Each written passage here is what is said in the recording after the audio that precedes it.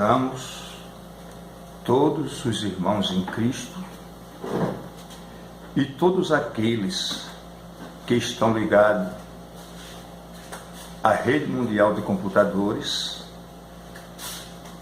para a mensagem da palavra de Deus no que diz respeito ao arrebatamento da igreja.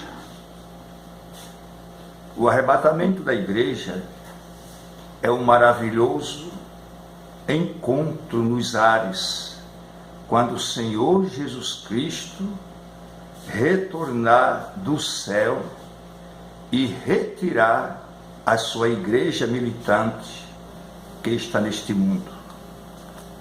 Na véspera de sua morte, ele declarou isso bem claro, lá no Evangelho segundo João, capítulo 14, versículo 1, até ao versículo 3, quando no fim ele diz que na casa do Pai há muitas moradas, e depois que ele fosse preparar-se lugar, retornaria outra vez e nos levaria para si mesmo, para que onde ele estivesse, possamos estar juntamente com ele. Então, o arrebatamento da igreja é um dos assuntos mais importantes e é a divina esperança de todos aqueles que aceitam Cristo como Salvador, de Pentecostes até o dia do arrebatamento glorioso da igreja.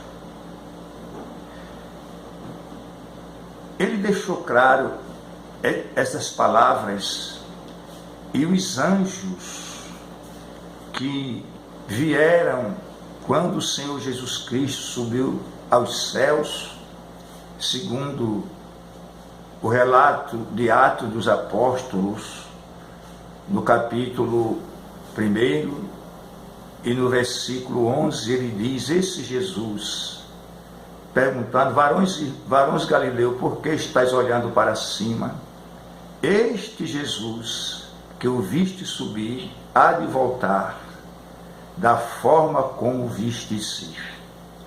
Tudo isso foram palavras para confortar o coração dos apóstolos de que o Divino Mestre estava indo à glória depois de cumprir a missão que o Pai determinara, que era de dar a sua vida em prol da humanidade perdida, uma esperança estabelecida desde o Gênesis, capítulo 3 e versículo 15.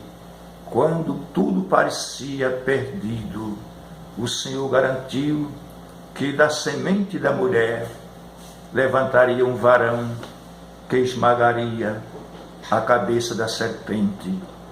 E ao longo de toda a Bíblia, essas promessas foram renovadas através dos profetas de Deus, que o Senhor levantara ao longo de milênios para confortar a esperança, principalmente da nação de Israel, e dando vislumbres sobre o mundo gentílico, porque na chamada de Abraão, o Senhor, entre as muitas promessas que o Senhor fizera a Abraão, ele dissera: em ti serão, e em tua semente, Abraão, serão benditas todas as famílias da terra. Não seria somente Abraão, mas todas as famílias da terra seriam benditos no crente Abraão, desde que aceitaste essa promessa. O apóstolo Paulo também dirigiu palavras às igrejas que ele fundara no nome do Senhor Jesus Cristo, inclusive na igreja de Tessalônica, glória a Deus, quando ele disse, lá no capítulo 4 e o versículo 13, de 1 aos Tessalonicenses. Ele deu uma palavra que eu gostaria de ler esta palavra na íntegra aqui para os irmãos, quando ele diz: não quero, irmãos, que sejais ignorantes acerca dos que já dormem, para que não vos entristeçais como os demais que não têm esperança. Porque se cremos que Jesus morreu e ressuscitou, assim também aos que em Jesus dormem, Deus os tornará a trazer com ele. Dizemos-vos, pois, isto pela palavra do Senhor, que nós, os que ficarmos vivos para a vinda do Senhor, não precederemos os que dormem, porque o mesmo Senhor descerá do céu com alarido, com voz de arcanjo e com trombeta de Deus, e os que morreram em Cristo ressuscitarão primeiro. Depois nós, os que ficarmos vivos, seremos arrebatados juntamente com ele nas nuvens e a encontrar o Senhor nos ares, e assim estaremos sempre com o Senhor. O apóstolo chegou a aconselhar os irmãos a dizer: olhe, conforte uns aos outros com essas palavras. Mostre a eles que o Senhor Jesus está voltando para levar o seu povo, a sua igreja, para a eternidade. Glória a Deus. Mas este arrebatamento da igreja, existe opiniões diversas com relação a esse arrebatamento da igreja. Porém, o arrebatamento que nós cremos, porque é a forma como a Bíblia nos mostra, é o arrebatamento pré-tribulacionista. Ou seja, Jesus garantiu que a igreja não ia experimentar a grande tribulação. Isto ele fala em Apocalipse, no capítulo 3 e no versículo 10. Isto ele fala em 1 aos Tessalonicenses, no capítulo 5, versículo 10, ou melhor, 9 e 10, também ele fala desta forma. Ele garante também, ainda em Tessalonicenses, no capítulo 1, versículo 10, quando ele diz: esperar dos céus a seu Filho, a quem ressuscitou dos mortos, a saber, Jesus, que nos livra da ira futura.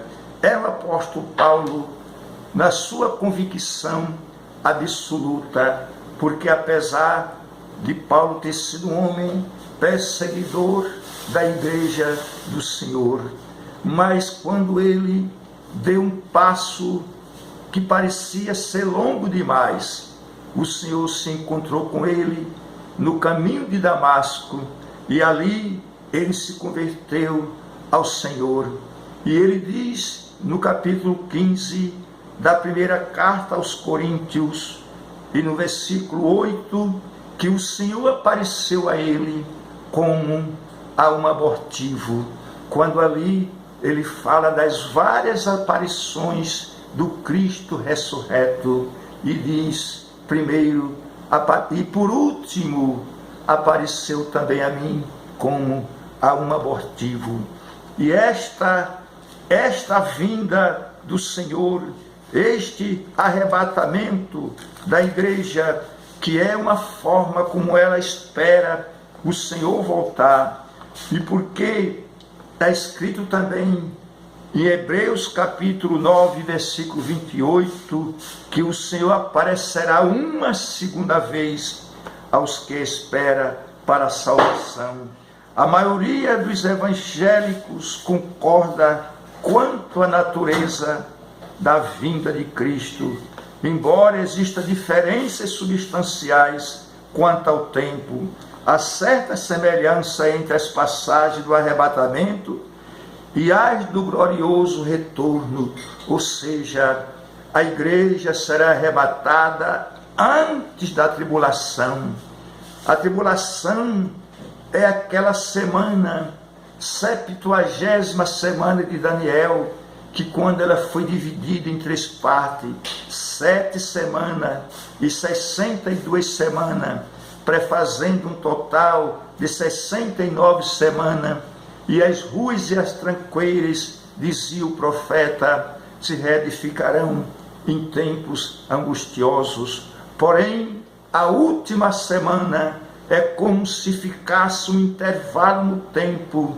É verdade que alguns teólogos que não são dispensacionalistas, não são pré-milenistas, nem pré-tribulacionistas, discordam, mas não conseguem explicar de forma bem didática e convincente este maravilhoso evento, quando Cristo leva a igreja, ele virá dos céus.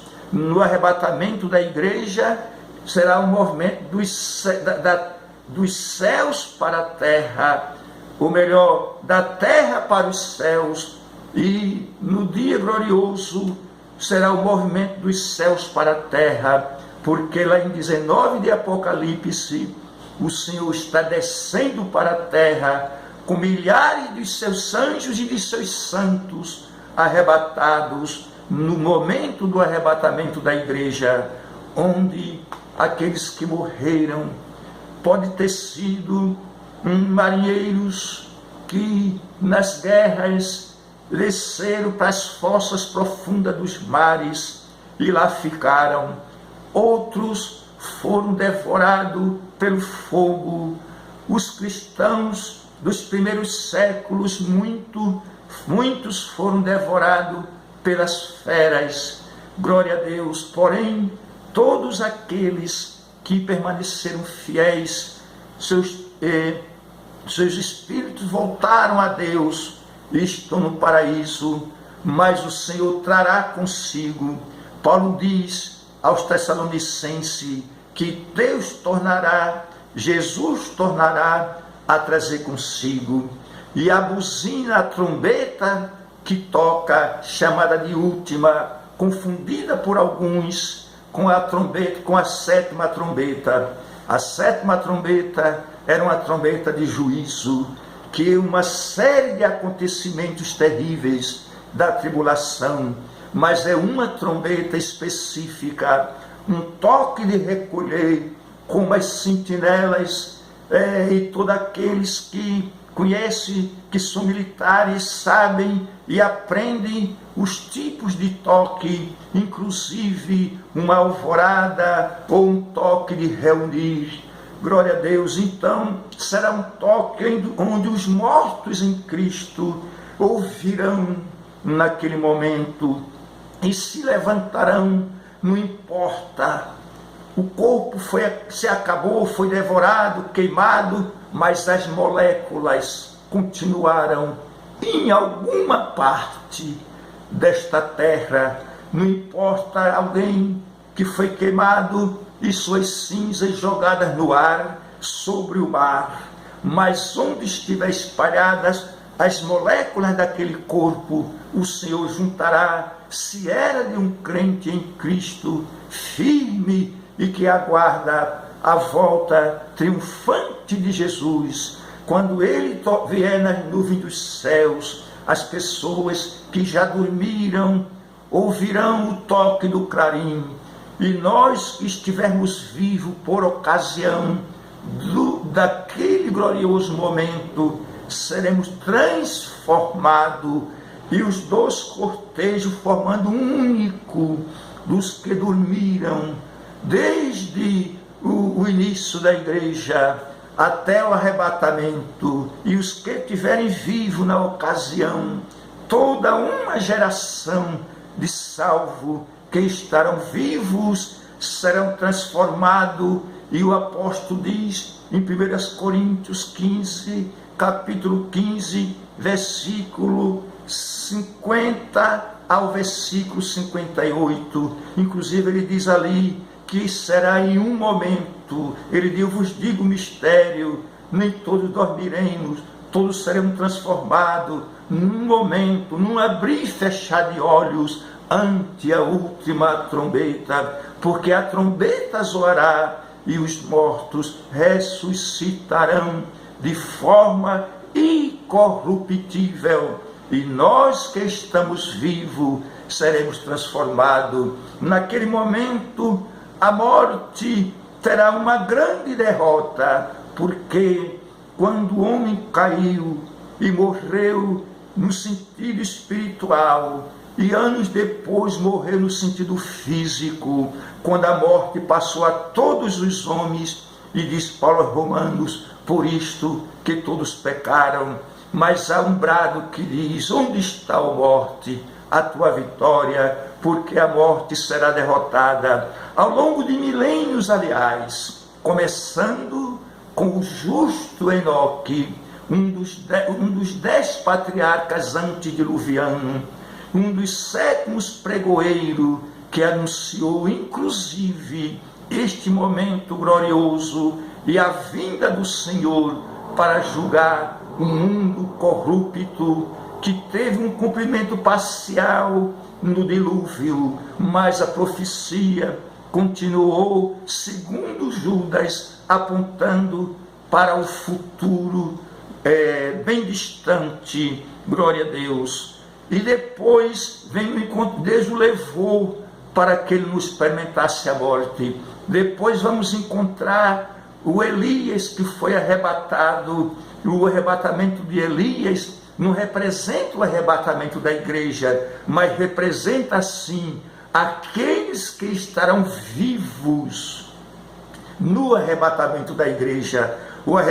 A trasladação de Enoque antes do dilúvio, em tipologia bíblica, fala do arrebatamento da igreja, da translação da igreja antes da grande tribulação, indo para os céus em segurança. Glória ao nome do Senhor para todos sempre. Então, meu irmão em Cristo e meu amigo, talvez você que ainda não tem Cristo como seu Salvador, você não tem certeza absoluta de salvação, não tem certeza se Jesus vier hoje, você sobe junto com os salvos para a glória, porque uma das coisas que o Senhor mais quer é que do Pai lhe dirá assim: meu filho, vai buscar a tua igreja militante, e aqueles que já dormiram, a triunfante,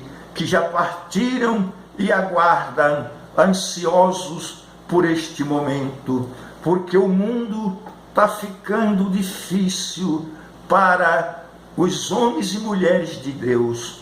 As condições vêm cada vez mais ficando parecida com os dias de Sodoma e de Gomorra, onde a iniquidade era de forma tal que os homens chegavam até a procurar outros homens para terem relações como se fosse mulher, e era ignorado aqueles que não aceitavam esse tipo de coisa, como nos dias de Noé, que a iniquidade daquele tempo dos antediluvianos, que viraram as costas para Deus e não perceberam, até que veio o dilúvio e os levou a todos. Mas há milhões de pessoas, e eu quero dizer que passa muito da casa de 1 bilhão neste mundo, que são fiéis, uma igreja fiel, uma igreja verdadeira, uma igreja pura, uma igreja daqueles que nasceram de novo.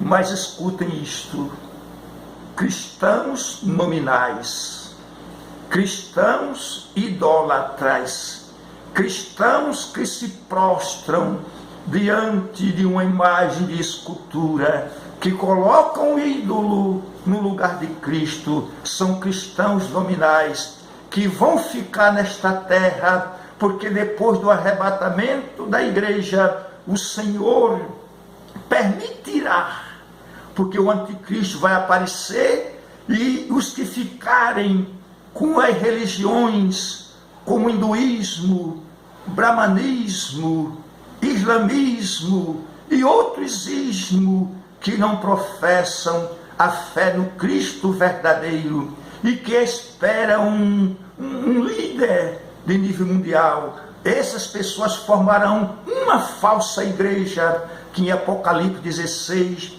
17 é chamada de a mulher montada na besta, e a grande prostituta é a Babilônia religiosa, que será destruída pelo próprio anticristo, que em 13 de Apocalipse e 2 de 2 Tessalonicenses, ele apresenta-se como se fosse um Deus e requer para si a adoração dele como Deus. E essas pessoas que ficaram, sim, mas a igreja estará com Cristo, e depois da tribulação ela descerá com Cristo para o seu implantar na terra, destruir o exército do anticristo e implantar na terra o reino milenial, julgar as nações, restaurar Israel, e os santos estarão com ele também, reinarão com ele sobre a terra durante 1000 anos. A vida será restaurada como era antes dos antediluvianos,